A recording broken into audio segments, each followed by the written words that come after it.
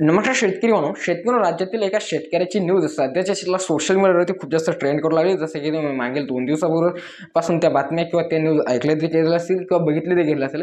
म्हणजेच की एका शेतकऱ्याला थेट जे की कर्जमाफी न मिळाल्यामुळे थेट कोर्टात धाव घेतली आणि कोर्ट म्हणजे की लहान किंवा साधू सुद्धा नाही, थेट मुंबई येथे जे की सुप्रीम कोर्टामध्ये त्या शेतकऱ्यांना कर्जमाफीसाठी जे की राज्य मंत्रिमंडळाच्या आणि राज्य शासनाच्या विरोधात जे की खटला दाखल केल्याची माहिती आता समोर आली आहे आणि ती दाखल देखील त्याने तिथे केली। नेमकं काय मामला आहे काय काय संपूर्ण काही एवढ्याच्या माध्यमातून विश्लेषण थोडक्यात आपण इथे समजून घेणार आहोत। तर नक्कीच व्हिडिओमधील माहिती खूप इन्फॉर्मेटिव्ह, खास करून कर्जबाजारी शेतकऱ्यांसाठी नेमकं शेतकरी तुम्ही देखील असे पावलं उचलायला पाहिजेत की नाही हे देखील आपण या व्हिडिओच्या माध्यमातून इथे बघणार आहे।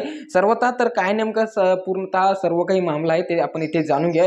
जसं की शेतकरी म्हणून तुम्हाला माहिती असेल की 2017 साली आणि 2019 मध्ये जे की 2 कर्जमाफी योजना राबवण्यात आलेल्या होत्या आणि त्या करण्यात आल्या होत्या। 2017 साली जे की तत्कालीन मुख्यमंत्री जे की देवेंद्रजी फडणवीस साहेब त्यावेळी सत्तेत होते आणि त्यांच्या माध्यमातून छत्रपती शिवाजी महाराज या कर्जमुक्ती योजनेअंतर्गत जे की राज्यातील शेतकऱ्यांना कर्जमाफी देण्यात आली होती। आणि त्याचबरोबर जे की 2019 अंतर्गत ज्यावेळेस उद्धव ठाकरे साहेब जे की पदावरती असताना, मुख्यमंत्री पदावरती असताना जे की महात्मा ज्योतिराव फुले या कर्जमुक्ती योजनेअंतर्गत एक महत्त्वाची जी कर्जमाफी योजना राबवण्यात आली होती आणि त्याच्या माध्यमातून राज्यातील शेतकऱ्यांना लाभ देण्यात आलेला होता।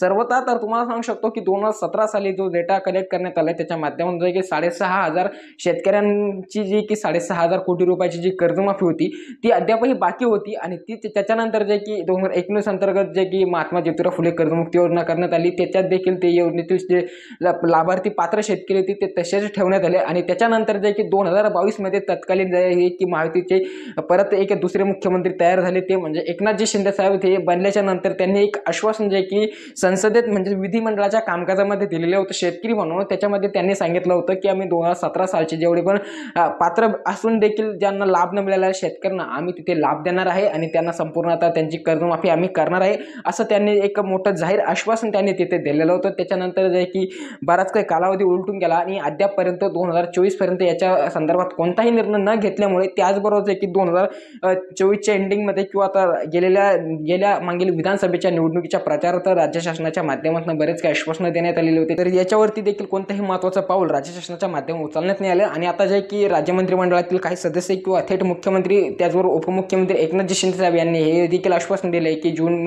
पासून एकंदरीत कर्जमाफीसाठी योग्य ते हालचाली आम्ही करू। परंतु जे पहिले राहिलेले शेतकरी त्यांचं काय, तर याच्याच अनुसरून त्या शेतकऱ्याने की त्याला 2017 साली जो पात्र असून देखील त्याला लाभ न भेटल्यामुळे त्याने वाट बघितली, सर्व काही तक्रारी देखील विविध माध्यमातून जे की राज्य शासनापर्यंत पोहोचवण्याचं काम केलं, परंतु कोणी त्याचे स्वीकारले नाही। तर त्याने थेट महत्त्वाचा हाच टोकाचा पाऊल म्हणजेच की एक मोठा पाऊल उचललेला आहे आणि थेट जे की मुंबईतील सुप्रीम कोर्टामध्ये कर्जमाफीसाठी हा मोठा खटला त्यांनी तिथे दाखल केलेला आहे शेतकरी म्हणून। तर याच्या माध्यमातून आपल्याला समजून येऊ शकतं की शेतकरी म्हणजेच की एक साधारण नाही किंवा शेतकरी काय करू शकतो याचा अंदाज आपण सहजपणे लावू शकत नाही। म्हणजेच की थेट की मुंबईच्या सुप्रीम कोर्टात त्याने तो खटला तिथे आता दाखल केलेला आहे। तर याच्या माध्यमातून त्याला न्याय भेटणार की नाही हेच येत्या काळात आपल्याला बघणं खूप गरजेचं आहे शेतकरी म्हणून। आणि शेतकरी म्हणून याच्याच पार्श्वभूमीवर राज्य मंत्रिमंडळाच्या माध्यमातून दिनांक 19 मे 2025 रोजी एक महत्त्वाची बैठक देखील संपन्न केली। त्याच्यावरती पण आपण एक डेडिकेटेड पहिला व्हिडिओ बनवला, जर की तुम्ही बघितलं नसेल तर नक्कीच चॅनलच्या डिस्क्रिप्शन बॉक्समध्ये मी तुम्हाला व्हिडिओच्या डिस्क्रिप्शन बॉक्समध्ये ती लिंक देतो किंवा तो पण देखील आपल्या चॅनलवरती तो व्हिडिओ अवेलेबल आहे, ते देखील तुम्ही बघू शकता।